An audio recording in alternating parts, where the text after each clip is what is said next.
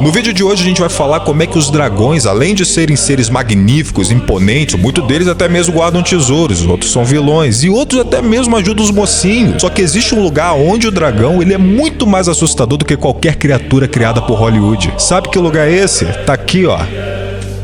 Na Bíblia. E curiosamente nela, o dragão ele não é apenas um monstro, ele é um personagem, um símbolo vivo do mal.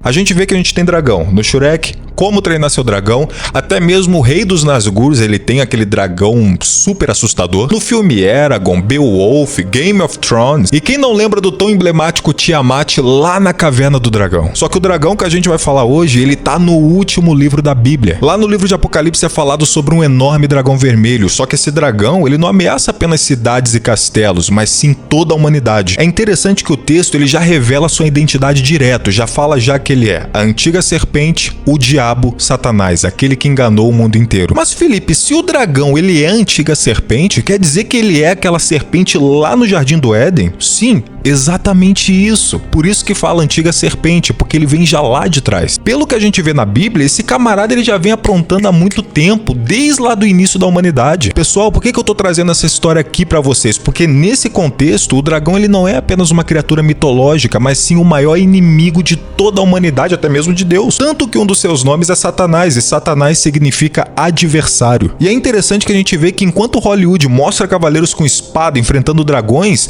a Bíblia ela já mostra algo um pouquinho diferente. Ela mostra um conflito, ela mostra um campo de batalha aonde o reino de Deus e o reino de Satanás eles se enfrentam. É interessante também que se a gente pegar a Bíblia, a gente vê que o dragão ele é uma espécie de rei procurando um reinado, e ele acha essa oportunidade através de um ser chamado Anticristo. Tanto que lá em Apocalipse capítulo 13, verso 2 é falado: e o dragão deu o seu poder, o seu trono e a sua grande autoridade para a besta. Filipe, o que é essa besta que a Bíblia fala?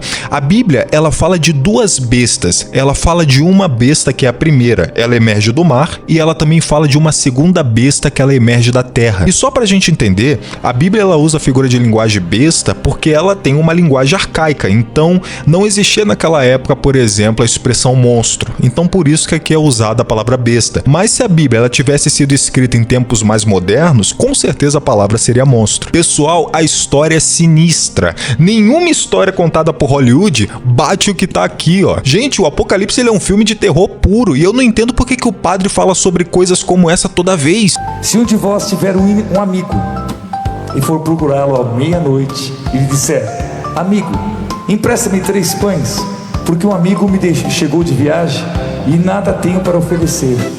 E se o outro responder lá de dentro: não me incomoda, já tranquei a porta e meus filhos e eu já estamos deitados. O padre fala sobre essas coisas banais quando o bolo doido tá lá em Apocalipse. Nesse livro é falado sobre os 7 selos, é falado sobre as 7 trombetas, sobre as 7 taças, é falado sobre monstros que vêm do abismo, que tem a aparência de uma espécie de gafanhoto com asa, com cabeça de homem, dente de urso, cabelo de mulher, uma coisa horrível. E o padre quer ficar falando sobre quem foi o filho de Jessé. Aí não, meu tio. Beleza, então. A primeira besta que emerge do mar é o Anticristo, e o dragão dá o seu poder para ela, ou seja, os dois estão, ó, juntinhos. E é interessante que quando o dragão ele dá o seu poder para a besta, que é o Anticristo, ele meio que sai de cena por um tempo. Só que essa autoridade, esse poder que tanto o dragão quanto a besta tem, eles não são perpétuos, eles têm um tempo para terminar, e esse tempo seria 7 anos. Os evangélicos eles chamam esse período de grande tribulação. Por que eu tô falando dos evangélicos? Porque a Bíblia ela não chama esse período dessa forma. Eu chamaria, sei lá, de era da besta, era do anticristo, algo assim. Só que esse período de reinado da besta, ele dura apenas 7 anos. Mas são 7 anos tocando terror, são 7 anos que as pessoas vão querer morrer e não vão conseguir. Só pra vocês terem noção, tem uma parte do livro que fala que o céu, ele vai se desenrolar como um livro. É como se esse tecido, esse azul que a gente vê, ele fosse uma espécie de barreira que não deixa a gente ver o que tá, sei lá, acontecendo lá pra cima. É o que fala no livro. Porque vai acontecer um terremoto que ele vai ser um terremoto universal. Esse terremoto é dito na Bíblia que ele, no caso, ele vai abalar todo o universo, não vai ser só a Terra não, até o céu ele vai ser abalado, de tão forte que ele vai ser. E com o impacto desse terremoto, o céu ele vai se desenrolar como um livro. Tá lá escrito, pessoal, não é eu que tô falando. E diz que coisas espantosas vai acontecer, que os homens vão até desmaiar. Olha que filme de terror, gente. Tu leu o Apocalipse, tu não dorme de noite. Esquece The Conjuring, esquece essa Mara lá do Chamado. Quer ver um filme de terror? Lê Apocalipse. Ah, deixa eu explicar uma coisa pra vocês. São duas bestas, certo? Uma besta, a primeira besta no caso, aquela que emerge do mar, ela vai ser uma espécie de governante, de presidente. Ela vai ser, não vai mais existir como tem hoje, que é presidente do Brasil, presidente dos Estados Unidos, da África, da França, não. Vai ser um governo unificado, vai existir apenas um governante. Já a segunda besta, ela vai ser sinistra também, que ela vai ser uma espécie de líder supremo religioso. Ela vai ser muito mais poderosa que o Papa. Vai ser a mesma coisa que a questão do presidente. Vai ter apenas uma religião unificada e apenas um líder global, que no caso vai ser essa segunda besta, que ele é conhecido como falso profeta. Pensa assim, uma pessoa que vai pregar a palavra de Deus tudo inverso. Vamos supor, na palavra, né, é ensinado que você não deve adulterar, você não deve roubar, mentir, matar. Ele vai ensinar tudo o contrário, que, tipo, mentir tá tudo bem, que adulterar, né, trair ali sua esposa, seu marido tá tudo certo, que matar também é justificável, vai ser o cara da abominação, vai ser o cara das blasfêmias. Tanto que você vê que esses seres, eles são tão imundos que tem uma passagem em Apocalipse que fala que 2 espíritos em forma de rãs vai sair da boca desses seres. Aí beleza, vamos agora voltar pro dragão de novo. É como eu falei pra vocês, lá no Apocalipse, lá no início, né, o dragão ele dá o seu poder para a besta e ele meio que sai de cena. E o que acontece daí? Ele vem aparecer bem depois e ele persegue uma mulher. E ele persegue essa mulher, ele tenta matar ela de todas as formas. Tanto que tem uma hora que ele abre a sua boca e sai água.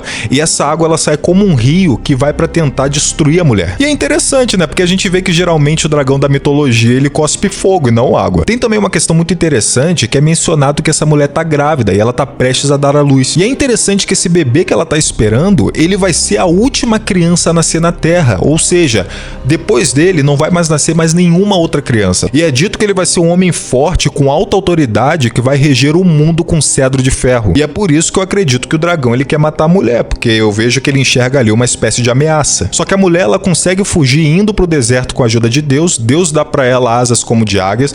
Não sei se é algo figurativo ou literal. O que eu sei é que o dragão ele fica revoltado, sobe pro céu de Deus com seus anjos e vai fazer guerra. Miguel e seus anjos contra-atacam, ele é expulso e cai na terra de novo. E com isso o dragão ele some de novo e acontece um evento chamado Armagedon. E no Armagedon acontece o último movimento do anticristo para destruir Israel. Israel ali ela fica sitiada, cercada por todo o seu exército. E quando o anticristo ele acha que está prestes a vencer, eis que Jesus ele aparece em um cavalo branco que se chama Fiel e Verdadeiro.